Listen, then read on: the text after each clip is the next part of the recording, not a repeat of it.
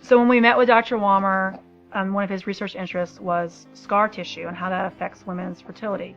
And I have a 12-inch scar on my abdomen from a car accident that I was involved in back when I was in college. I was 19 years old. So Dr. Walmer then ran several tests related to that scar tissue. And we felt like that was just a really big God thing, that here we were randomly placed with a fertility doctor.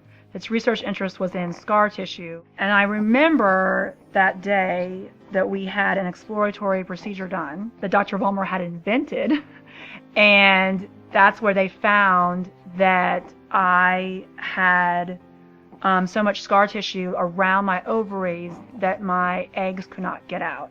And I remember Dr. Walmer saying to Chris, "We can finally tell Katie what's wrong. We have a reason. This is why she cannot get pregnant." I just remember how excited that we all were. I remember how excited Dr. Walmer was to finally have an answer, and I remember how excited and relieved we were. And after that, Dr. Walmer said that it was too risky to remove the scar tissue, and that our only option to get pregnant was to do IVF.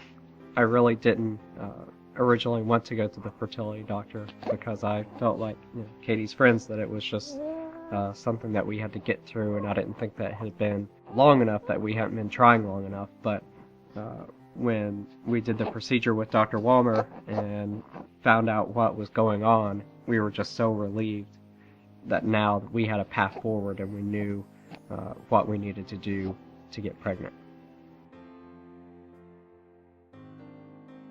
So we had just completed our first IVF cycle, and I was kind of in denial about whether or not I would be pregnant or not. That day, I went in and took a pregnancy test. When I got that call, I was just so happy to hear that you were pregnant, and I couldn't wait to share it with you.